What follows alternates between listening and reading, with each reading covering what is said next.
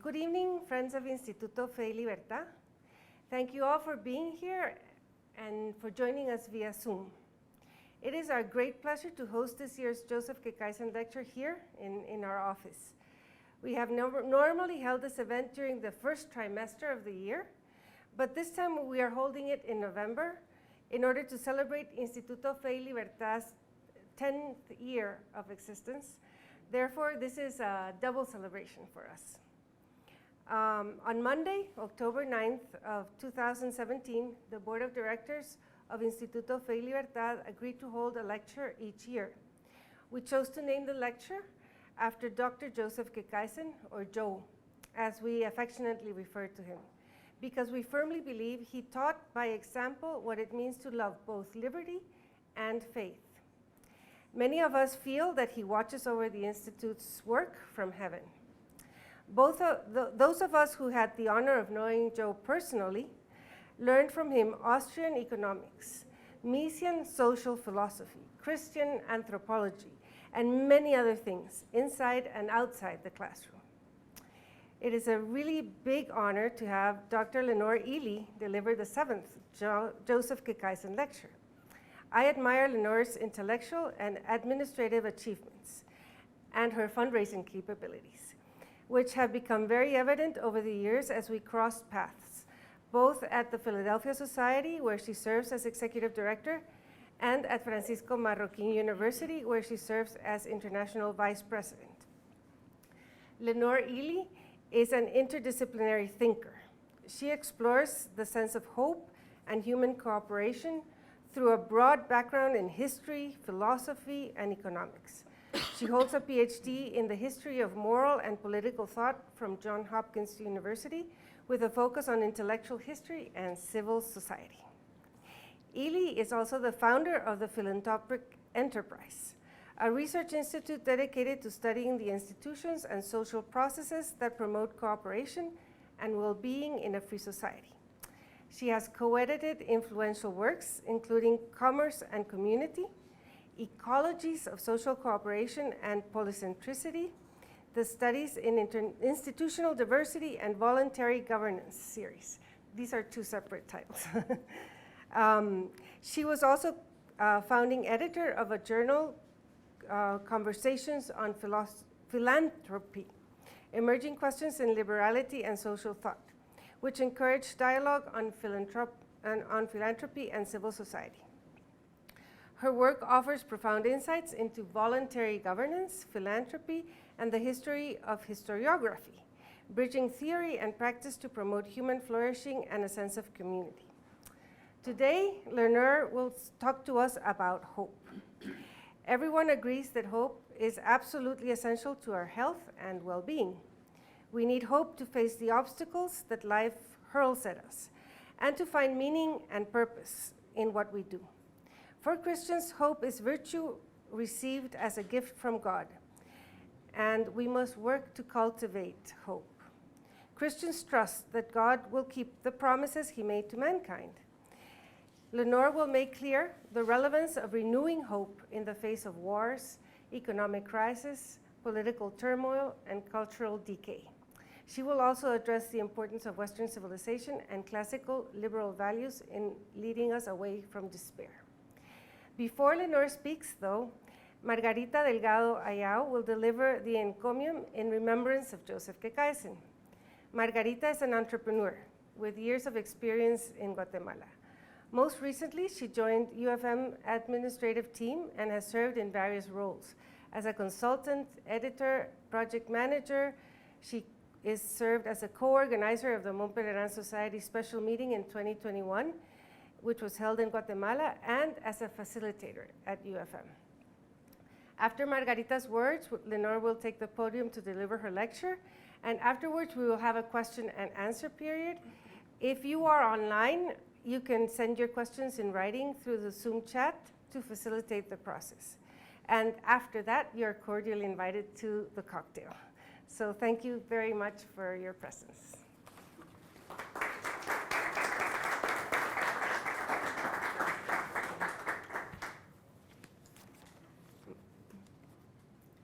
Good evening, everyone. Thank you for having me here tonight.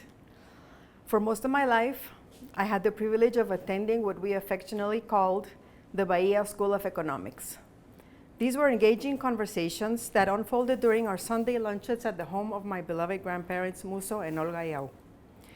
Apart from being family gatherings, they were intellectual meals where discussions ranged from economics to world events and served alongside my grandmother's delicious dishes. Around the table, we grandchildren had the good fortune to meet remarkable individuals who joined our family gatherings. Among them was Joe Kekaisen, whose distinctive Spanish accent Muso playfully called Kekaicanesque. I met him several times, and I saw how much Muso and others admired and respected him. As an adult, I am on the quest to get to know Joe through his writings and recorded interviews, gaining a deeper appreciation for his wisdom and teachings. Now, it is my great honor to introduce today's speaker, Lenore Ealy, Vice-Rectora Internacional at Universidad Francisco Marroquín, who will share insights about UFM's dear friend, Joe Kekaisen. For the past 3 years, I've had the privilege of working alongside Lenore, who has become both a mentor and a dear friend. What it means to be a true strategic thinker, one who seeks out and sees the big picture. Her mind is a constant whirlwind of ideas and concepts, thoughts in innovative ways that never cease to amaze me. Her mind, she has remarkable ability to take something good and transform it into something superb, always finding unusual and creative solutions to complex challenges. Lenore is methodical but flexible, able to handle unexpected situations. She brings out the best in people and uplifts their work. She believes in the power of teamwork, collaboration, open dialogue to improve ideas. Her experience and intellectual rigor are matched by her leadership and kindness. She possesses unstoppable energy and an extraordinary talent for connecting people and ideas. This unique combination, brilliant scholar, visionary thinker, compassionate mentor, makes Lenore exceptionally qualified to speak about Joe Kekaisen's ideas. Please join me in welcoming Lenore Ealy. Well, thank you, Margarita. Thank you, Carol. Feliz cumpleaños to Fe Libertad. Exactly, 10 years. Thank you. And thank you all for being here and joining us tonight. I'm really grateful to Carol and the Fe Libertad team for the invitation to join you. We gather tonight at what many perceive to be a moment of crisis. A lot of you may have been up late last night like I was watching the U.S. election. You can tell from my accent, I'm from the United States. I'm from the first state in the Union, Alabama. So I'll try to keep my conversation in a decent Midwestern accent, but it won't stick for long. But if it gets strained, that's the Alabama girl coming out. Yesterday's U.S. election reminds us of the challenges facing democratic societies. But I believe that our crisis is not merely political, but it's a deeper crisis of meaning, and it's a deeper crisis of civility that threatens the foundations of free societies worldwide. It was kind of a joke.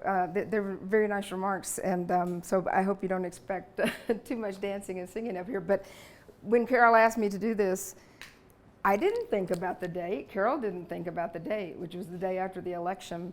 And I said crazily, yeah, I'll talk about hope and Michael Polanyi. How does that work? And Carol said, sounds great. And then about 3 weeks later, I realized the significance of the date.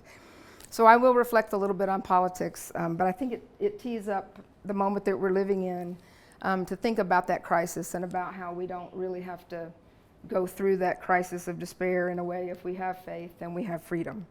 So let me talk about this crisis of meaning, as I've called it in the title of my talk. This crisis manifests itself in multiple ways today. I think most of us are familiar with these kinds of symptoms. We see universities where the fear of being recorded, saying something unwoke, has turned classrooms into ideological conformity machines. We witness the rise of illiberal movements on both left and right that reject the classical liberal principles of limited government. We observe the weaponization of government agencies against citizens, and we watch as populist nationalisms resurge globally in response to the perceived failures of domestic governments and international institutions. Most troublingly, and we'll talk a little bit about this, we see a generation of young people who seem to have lost faith in the possibilities of freedom itself, beginning to use the old vocabularies of nihilism and violence. These are social crises, but they're also deeply personal to us. There is an interplay between social events and the psychological or existential challenges we each confront as individuals. Understanding the nature of a social crisis requires us to reflect not only on how we as individuals make sense of the world, but also on how social institutions help us generate shared meaning. Aristotle said that we are political animals, but I think that politics can only be derivative of our more fundamental interpretations of reality. What we believe about reality certainly has profound implications for how we organize our social, economic, and political lives. So this evening, I will ask you to think about two institutions that we usually rely on to tell us something about the nature of reality. I want to talk to you about science and religion and the interplay between them and how they matter if we want to live as free people in free societies. Tonight, I'm going to draw heavily upon the work of the British-Hungarian philosopher Michael Polanyi, who invited us to re-examine the relationships between science, faith, and society that have evolved since the early Enlightenment. Polanyi's insights establish continuities between our present crisis of meaning and earlier social and political crises that have shaped the modern world. He observed that the crisis of meaning in the West stems from what he called a moral inversion that produced modern nihilism. This nihilism emerged from an entanglement of Enlightenment moral skepticism with the secularized fervor of Christianity. The result, Polanyi says, was a peculiar modern condition. We have intense moral aspirations for our societies, but we have deep skepticism about the reality of moral truth itself. So we will look more closely at this in a moment. Before I proceed with those remarks, though, I want to say that I hope that my remarks tonight also pay appropriate tribute to Professor Kakaisen, whom unfortunately I never had the pleasure of meeting. To get acquainted a bit with Joe Kakaisen, I recently spent some time with his doctoral dissertation on the meaning of economic law.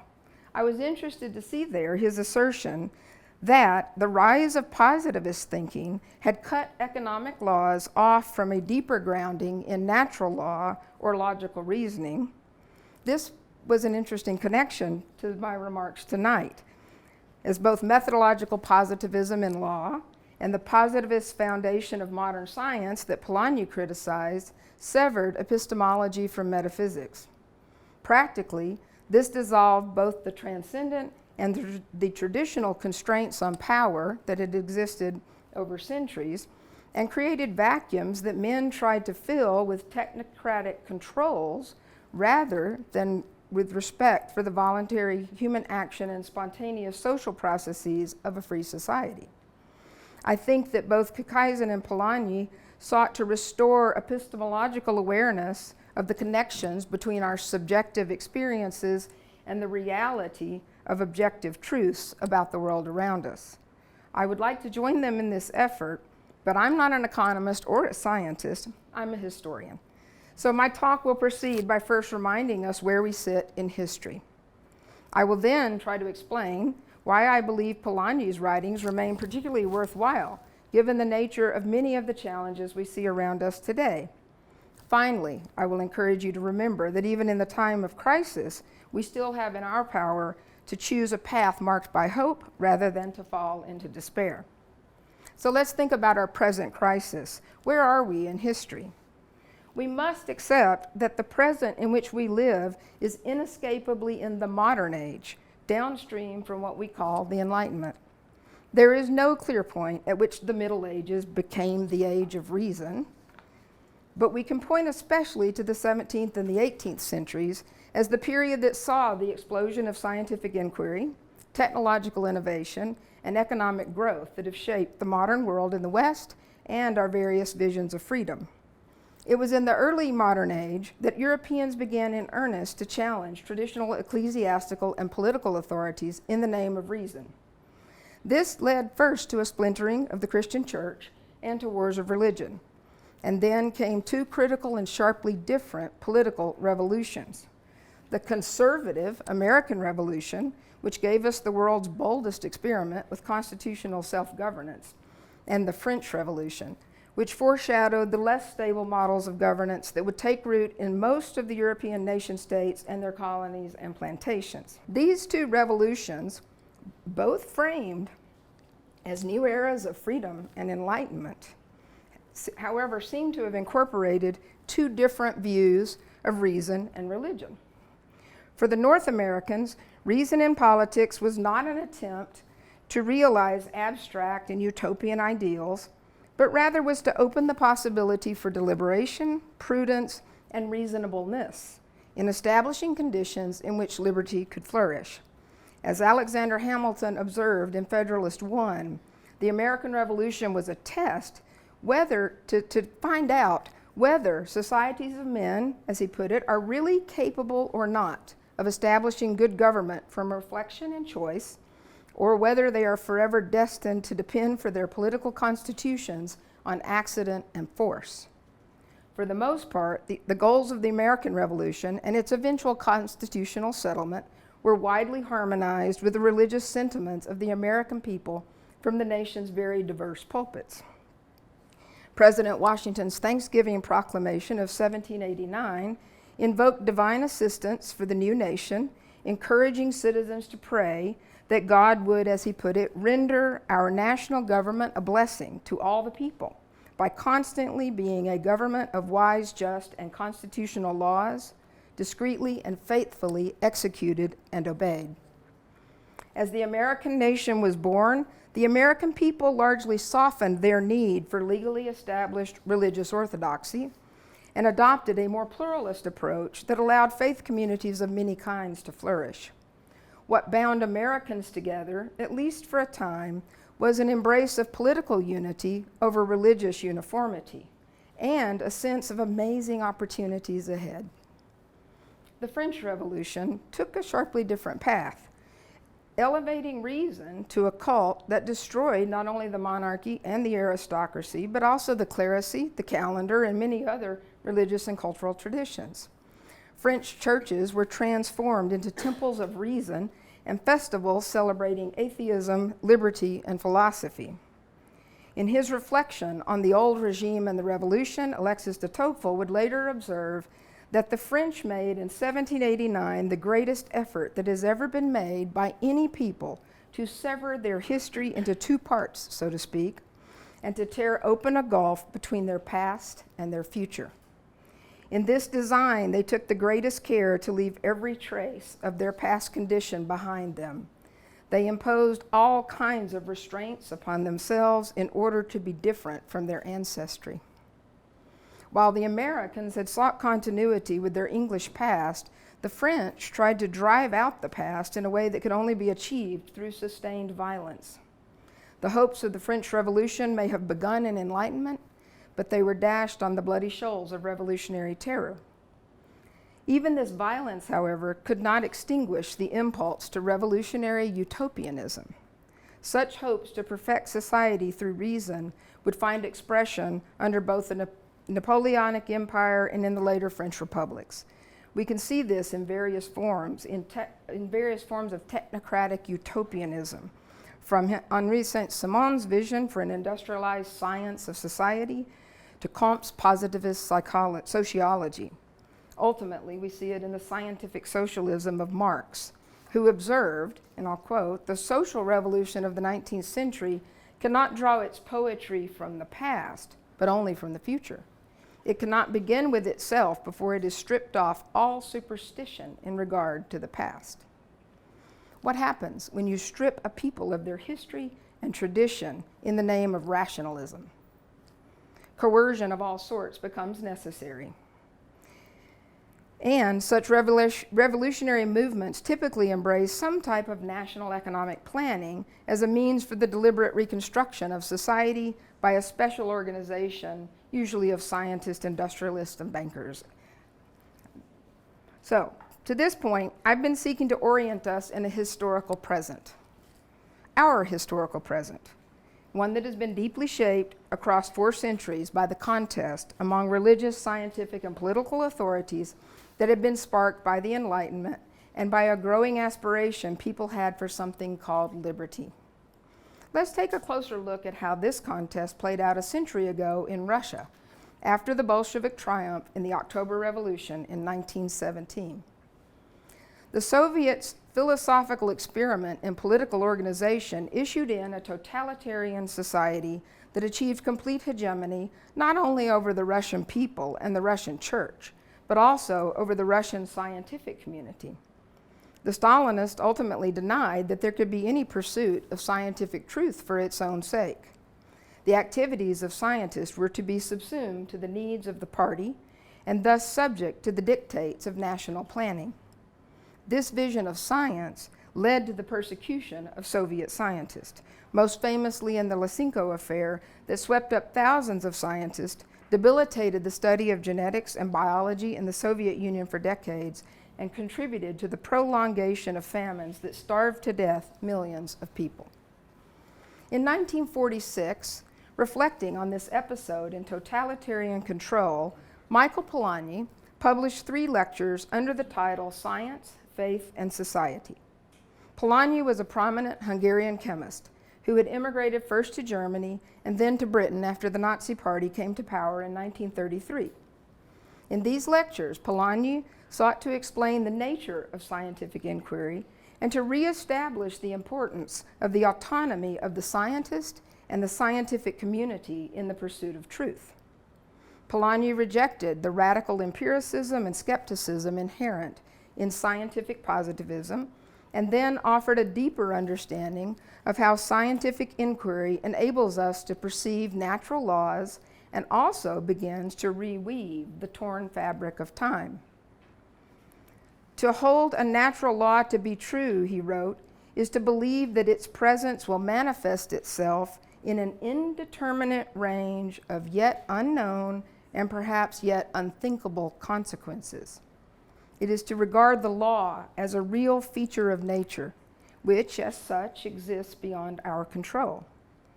We meet here with a new definition of reality. Real, Polanyi tells us, is that which is expected to reveal itself indeterminately in the future.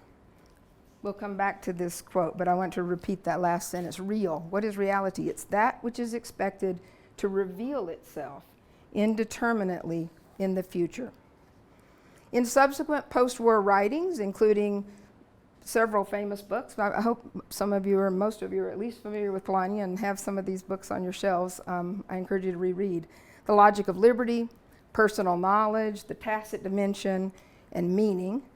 Polanyi would develop the themes of science, faith, and society to explain the crisis of meaning in the West and to defend the necessity of free institutions relying on unplanned mutual authority to harmonize and coordinate human inquiry and indeed the whole life of thought in a society. For Polanyi, the totalitarian crisis from which humanity needed to ascend was rooted in a crisis of liberal thought itself. Liberalism had risen with the Enlightenment critique of religious authority and the embrace of science. Liberal thought had been eclipsed, however, because of that moral inversion that produced nihilism.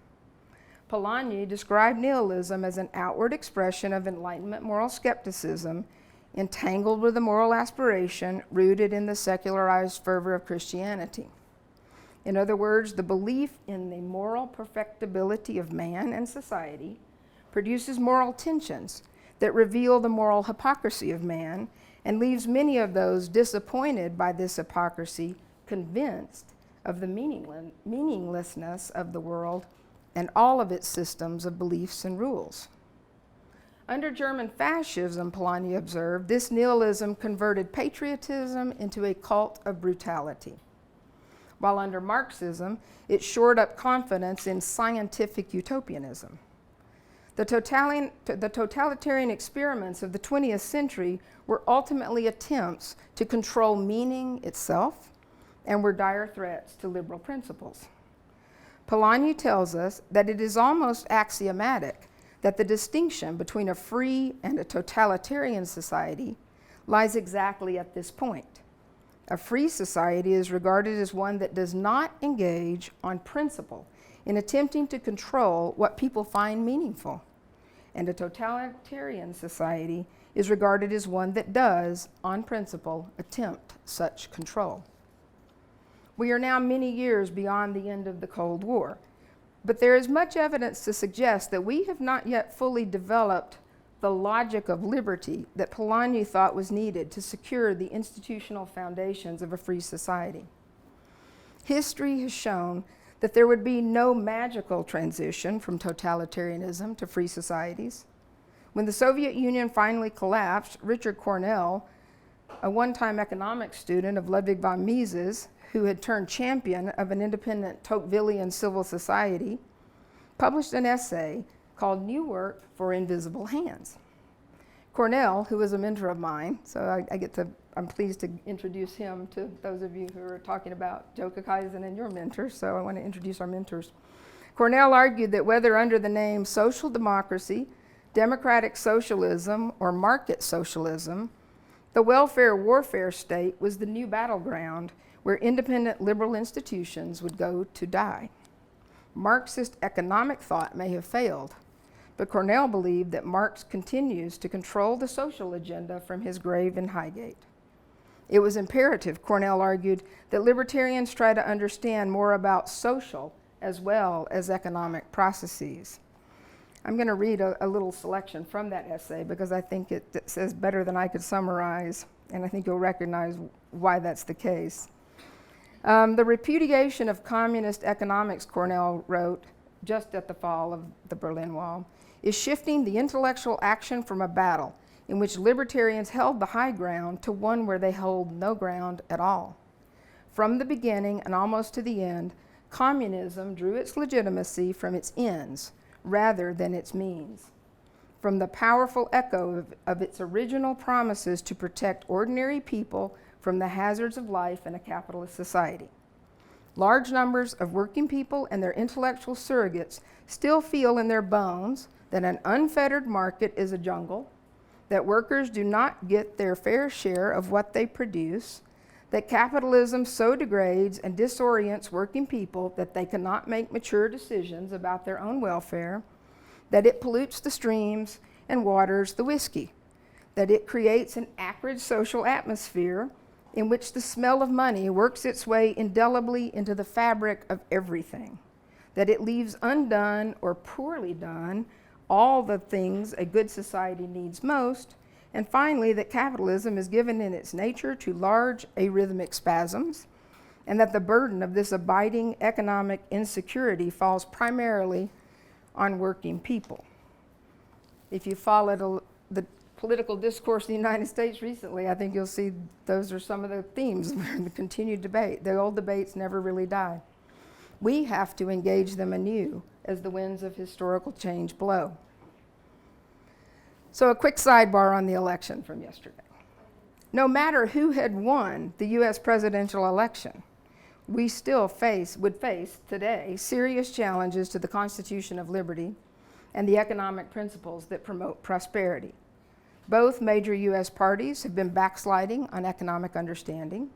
Perhaps more problematically, the US will have a new president who believes he was spared by God for divine purposes and whose party, I believe, will control both houses of Congress. Moreover, the shifts in political rhetoric that drove Trump's victory reflect what I believe are some very troubling and deep intellectual contortions that border on the sort of moral inversion Polanyi described. I want to point in particular to 3 signs of deeper trouble brewing. And it would be easy to celebrate and move on. Oh, we think that's a great victory, but let's think about some other things happening. I mentioned these at the beginning. First, I'm going to talk about the rise of the pajama boy Nietzscheans. I'm going to give you just 3 quick examples. The first troubling sign of our current crisis of meaning can be seen in what Brad Thompson has called the rise of the pajama boy Nietzscheans, a growing cohort of young, conservative, mostly men, who are adopting a more radical political rhetoric reminiscent of the older European nihilism. Thompson contends that America's progressive left and reactionary right have largely merged in their disdain for the liberal principles that shaped the American founding. Not long ago in this very room, some of us heard the leader of a prominent US think tank imply that we must capture state power to use it against a variety of evils. The danger comes, of course, when power leads to hubris, as it too often does, and is then too easily used, not just against evil policies, but against those we perceive as enemies. This dynamic is particularly concerning when combined with resurgent nationalist movements that blend religious traditionalism with populist economic interventionism. The international national conservatism movement, that's an interesting combination of words, seems to have been born from a litany of grievances attributed variously to liberalism, libertarianism, wokeism, transgenderism, China, and anybody else that we don't quite like what they're doing these days. The populist dimensions of the movement have been further fueled by hardships experienced by the middle classes in the US and elsewhere in the world in the aftermath of the 2007 and 2008 financial crisis. Resurgent nihilism and the rise of populist interventionist nationalisms are complicated dynamics to decipher, but they do seem to reflect an ongoing shift toward a militant rhetoric of politics that, as Vincent Ostrom warns us, will exacerbate rather than alleviate many problems. When every issue becomes framed as a new moral equivalent of war, citizen bonds fray, and we move perilously close to seeing terror as a continuation of virtue, as Robespierre did during the French Revolution. Let's think about the weaponization of government. When politics becomes warfare, there is greater use of lawfare, a phenomenon with which Latin Americans are quite familiar and that is now on the rise in the United States as well. But there are other ways that government can be weaponized against citizens. In 2023, a U.S. House Judiciary Subcommittee was convened to investigate the weaponization of government. The committee heard testimony on the White House's use of soft power during the COVID-19 pandemic to pressure social media companies to censor posts that questioned public health policies, even when those posts didn't violate the platform's own standards. Such fusion of government power with private sector censorship and the use of other tactics such as debanking against individuals and organizations represent a dangerous new form of control over public discourse and over citizens themselves. The third point, these are just signals. What we might call the Marxification of education. So this third manifestation of our crisis is readily apparent in higher education, where recent campus protests over the Israel-Hamas conflict have highlighted deep cracks in the foundations of the ivory tower. Whether we refer to the closing of the American mind, political correctness, or cancel culture, open inquiry and the pursuit of truth have given way to outright politicization in higher education. Robert Leroux, professor of sociology at the University of Ottawa in Canada, explains that what we now call the woke culture or movement is nothing new. It's part of a long tradition, influenced by Marxism, feminism, relativism, etc. It's not a scientific approach to reality, but essentially an ideological posture, an attitude, a social movement. The situation is getting worse because most academics are now activists. But this isn't happening just in higher education. It's really hard to tell whether these assaults on the meaning of education are trickling down from higher education or whether they have trickled up from K-12 education. In 2022, James Lindsay published a book with the title, The Marxification of Education, in which he explores how Marxist critical theory influences K-12 education in America and elsewhere. Lindsay documents the influence of the Brazilian post-colonial radical Paulo Freire's influence on pedagogical training in the United States, describing how Freire's work, which advocates the elevation of political, especially Marxian, I don't know if I can say the word, conscientization, as the end of education, came to spellbind American educators. Freire, who died in 1997, remains one of the most cited authors among educators. Consider that, according to Google Scholar, Freire's work has had 3 times the lifetime citations as the work of Friedrich Hayek. We could go on and we could explore examples that are more immediately relevant for Guatemalans and others of you in other countries. But you know well your own history with politics as warfare, radical Marxism, liberation theology, lawfare, corruption, and other manifestations of the crisis of meaning to which I've been pointing. In our inescapably global world, I think we can point to similar problems everywhere. The question that remains for us to discuss is how we can have hope in the face of such challenges. And for me, the answer lies in understanding what hope truly is. To do so, we can now return to explore the deeper implications of Polanyi's diagnosis of the moral inversion of the modern age. As I discussed earlier, Polanyi had observed how the Soviets denied the justification of science as a pursuit of knowledge for its own sake, while they had simultaneously intensified the moral demands on their society. Marxism, Polanyi wrote, embodies the boundless moral aspirations of modern man in a theory which protects his ideals from skeptical doubt by denying the reality of moral motives in public life.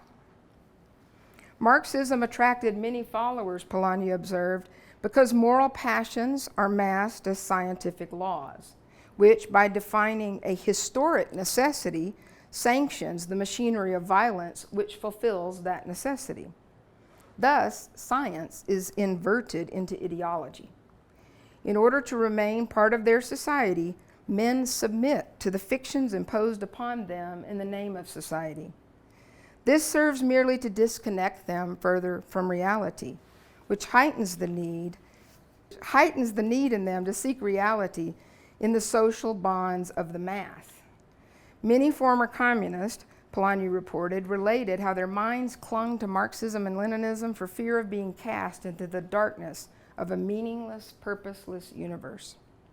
Reflecting on the Hungarian Revolution of 1956, Polanyi observed that it began when Hungarian leaders recoiled against the Marxist-Leninist view of human thought and demanded that truth must be recognized as an independent power in public life. Thus was the beginning of dissent against Soviet ideology, and it was the grasping of men to reconnect to reality, unmediated by party dogma. This pattern of opening to reality is the same that we see in Alexander Solzhenitsyn's compelling essay, Live Not by Lies, which precipitated his final arrest and exile in 1974 from the Soviet Union. It's also the message Václav Havel gave in his essay, The Power of the Powerless, in which he explained that dissidents were not primarily denying or rejecting anything, but were trying, on the contrary, to affirm their own human identity. What we approach then, through understanding how former communists began to recoil from the totalitarian system they had previously upheld, is clarity about the essence of hope. The author of the biblical book to the Hebrews tells us that faith is the substance of things hoped for, the evidence of things not seen. For the Christian, faith and hope are confident stances toward the future. And this attention to the unfolding future is not far from the essence of scientific inquiry as Polanyi presents it to us. Polanyi sought to demonstrate that science and faith, far from being incompatible, are in fact two important ways that we connect to reality, to something that truly exists beyond ourselves. In this way, science and faith are not enemies, as the revolutionary mind would have them, but complements and friends. Polanyi takes us another layer deeper to illuminate the nature of reality itself. And this is the point I emphasized earlier, and it's really the key to my thinking about these matters. Reality, Polanyi suggests, is that which has the most potentiality for emergence. It has the capacity for manifesting itself in the future in an indeterminate range of unsuspected results. It's the human person. That's what we all are.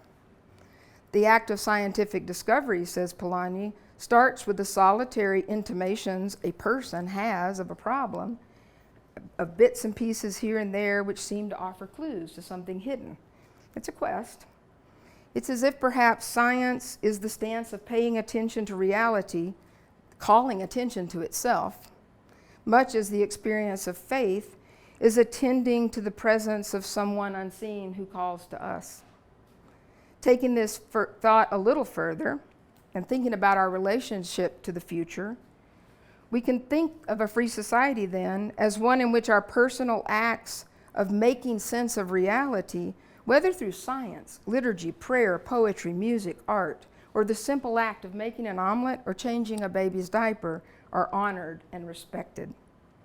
And it is imperative as human beings that we each take responsibility for such pursuits of meaning-making, for it is man's access to truth and to all other human ideals that is the ground on which man claims freedom and respect. We can now see that the modern crisis of meaning stems from the desire to control our existential uncertainty by foreclosing our openness to the dynamism and continuing expression of life itself. The modern pursuit of social progress through regulation, policy, politics, all of these things really have come to work increasingly against the very potential of people to develop themselves, to engage with others, to achieve mutual coordination, and to harmonize their social lives as if by an invisible hand. Polanyi offers us an alternative vision of progress. He observes that rising stages of evolution produce more meaningful organisms, capable of ever more complex acts of understanding. Humanity's role in this vast universe, he says, is to extend that range of meaning, to open more and more contact with reality. And he says that the cultural machinery of language and writing equipped us to be a society of explorers, not a society of planners. So our task is to explore. Scientific discovery, faith, and freedom are performative practices in meaning-making that we come to understand only as we engage in them with courage and responsibility. We understand parenting, for example, only as we parent. We understand poetry only as we allow its vocabulary, syntax, and rhythm to resonate within us. We understand the mysteries of nature more when we observe it continue to unfold and evolve than when we dissect or measure it.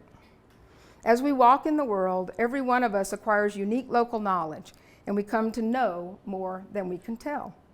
So we must try to meet one another as fellow explorers, bringing our knowledge and our full presence with humility and openness to aspects of reality we ourselves have not yet encountered. It is in these performative practices of living that we make our lives meaningful. And it is in learning to make meaning from the uncertainty and the surprise that each day brings that we can also come to have hope. To hope is to abandon the belief that we can control the future or one another. To hope is to look at the future without worrying too much about it, what it's going to look like, but to live fully in the now and find a quest. To hope is to accept the moral imperfections of our world without abandoning ourselves to nihilism. To hope is to approach politics as a means of solving problems together rather than using power to make the world suit our interests or punish our enemies. To hope is to live not by lies, nor to use education to encourage others to do so, even when it sometimes seems the easiest way to soothe the anxieties we all sometimes have about our existence. To hope, as Polanyi reminds us, is to somehow learn to understand and so to tolerate and not destroy the free society. For it is the only political engine yet devised, he says, that frees us to move in the direction of continually richer and fuller meanings, and to open ourselves to pursue all those things that bear upon eternity. I thank you for your attention this evening. I want to close with a poem by Morgan Harper Reynolds. May answer better than that long talk you just indulged me with about what all this might mean. Go in search of more. When you are unraveling into severed threads, new stories are waiting to be woven, and you can hope for new beginnings. This does not mean your journey will be easy, but moving forward is an act of faith, step by step, even when you cannot imagine the tapestry on the other side of this. And no one can take your faith away. Thank you for your attention.